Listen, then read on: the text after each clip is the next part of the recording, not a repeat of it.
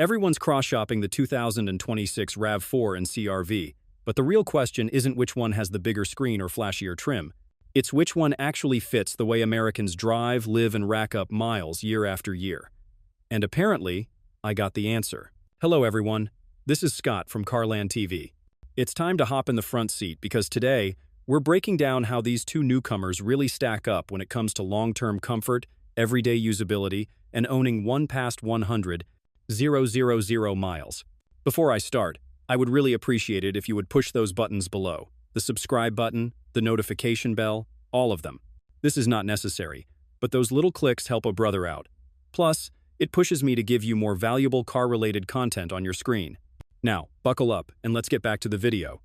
First round, overall ride quality. You can read all the spec sheets you want, but nothing tells you how a crossover behaves until you put it through morning traffic, a stretch of open highway, and a half-paved construction detour. That's where the CR-V and RAV4 start to feel a little different. The CR-V leans more toward comfort, especially if you're coming from a sedan.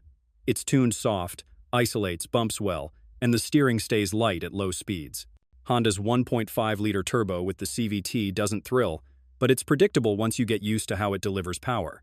The hybrid version is smoother still, especially in stop and go, where that dual-motor setup can roll quietly without waking up the gas engine. Toyota took a different route. The RAV4's hybrid system runs a naturally aspirated 2.5-liter with an eCVT, and it feels more linear under throttle. The electric motor torque fills in the gaps better on launch, and the steering has a bit more resistance, which I like at highway speeds. That said, the ride is a touch firmer. You feel more of the road, especially over expansion joints and cracked city pavement. It doesn't beat you up, but it's not trying to coddle you either.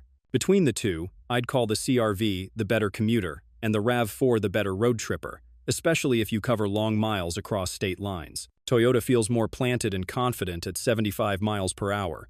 But in traffic, Honda's hybrid is a little quieter and easier to live with in everyday use. Second round, cabin comfort.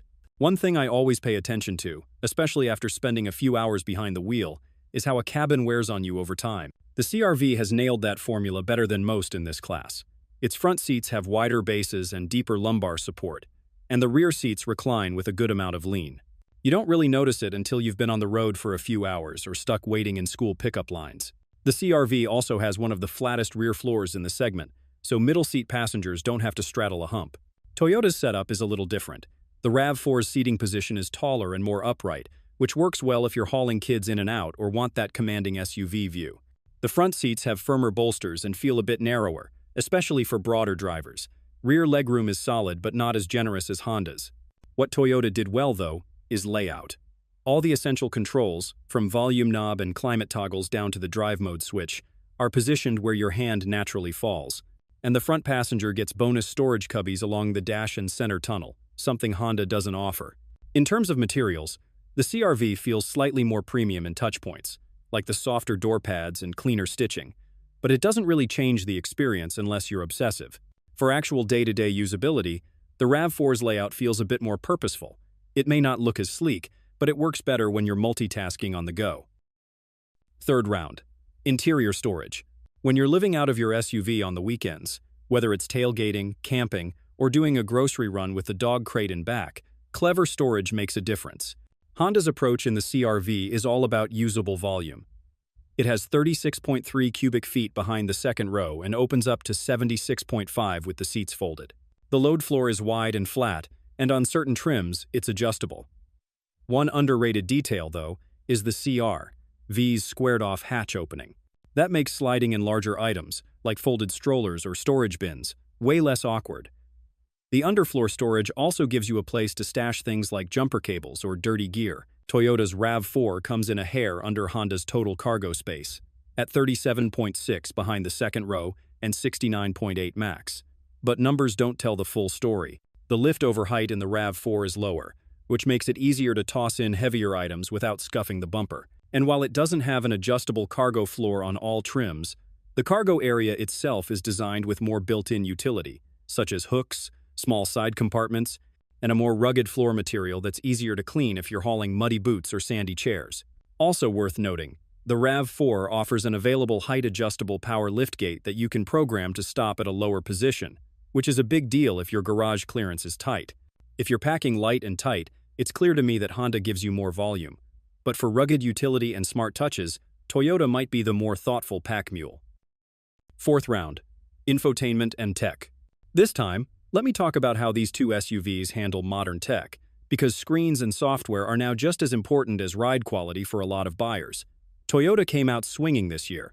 The 2026 RAV4 gets a standard 10.5-inch infotainment screen across all trims, with higher trims bumping up to a 12.9-inch display. The 12.3-inch digital gauge cluster is also standard, and it looks sharp, with clean graphics and deep customization. Toyota added its new Arene software platform, which runs wireless Apple CarPlay and Android Auto while letting you use dual Bluetooth connections, meaning two devices can be connected at the same time. That's useful when you're navigating and someone else wants to stream music.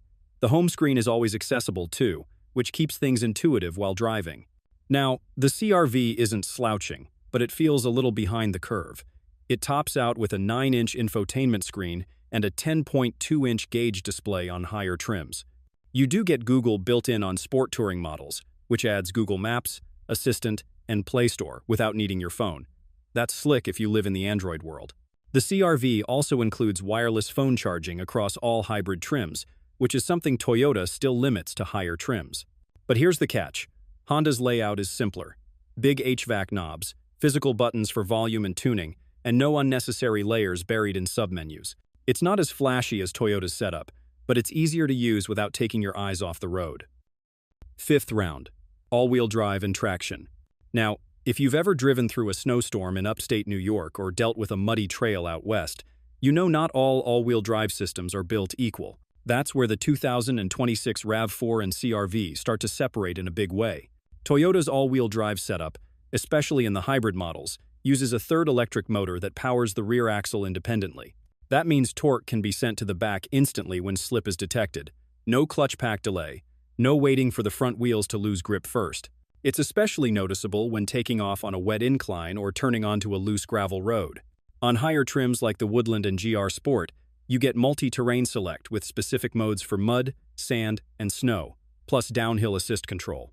That gives you more confidence when things get sketchy off pavement. Honda's real-time all-wheel drive is a reactive system. It primarily runs front drive until the computer detects a slip, then transfers torque to the rear wheels. It's better than older systems, and Honda's improved logic makes the handoff smoother than it used to be. Still, it's not as proactive as Toyota's electric-based setup. The Trail Sport trim adds all-terrain tires and a bit of off-road suspension tuning, but it's still more for show than for crawling. If you live somewhere with brutal winters or do occasional dirt road camping, the RAV4 has the advantage in grip and response. The CR-V will hold its own, but I'm more certain that it's better suited for light-duty bad weather than real off-pavement use. Sixth round, fuel economy and range.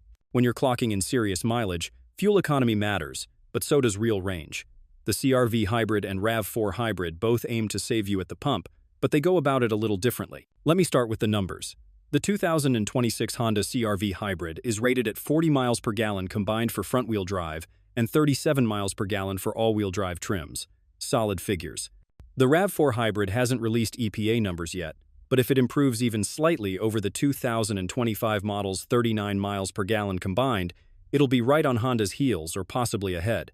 Now, the new plug-in hybrid variant takes things to a different level. Toyota says it delivers up to 50 miles of electric-only range, and once the gas engine kicks in, you still get over 300 total system horsepower. That's huge for daily commuters who can drive electric during the week and use gas on longer trips. Tank size plays a role too. Both SUVs use a 14-gallon tank, but Toyota hybrids have historically squeezed more highway range out of each fill-up. Add in the PHEV's electric miles, and the RAV4 ends up going farther between stops, especially if you plug in regularly. If you're sticking with regular hybrids, I'm sure it's close. But if you're willing to step into plug-in territory, the RAV4 gives you the best of both worlds, which is real electric range without the charging anxiety of a full EV. Final verdict. If you strip away the marketing, the brand loyalty, and the online noise, what you're left with is this. Which SUV can actually handle the rhythm of real American life? I'm talking about the wear and tear of commuting 5 days a week, hauling groceries, packing in 2 kids and a dog, navigating bad weather, and still feeling solid after 5 or 10 years. After running through every aspect of these two SUVs, It's clear that both the 2026 Honda CR-V and Toyota RAV4 are built with serious intent. Honda focused on comfort, refinement, and ease of use. The CR-V feels premium in day-to-day driving, and its hybrid system is smooth and efficient. But when you start stacking up the numbers and the engineering choices, Toyota is building with a different purpose.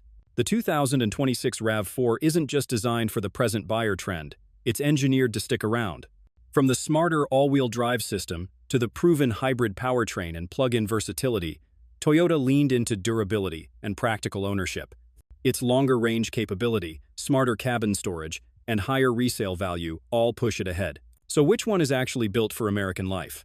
The RAV4 takes the win, not because it's newer or flashier, but because it checks the boxes that matter over the long haul. It's the SUV that shows up every day, asks for very little, and keeps going. And in a country where mileage isn't just a number, that's what makes the difference.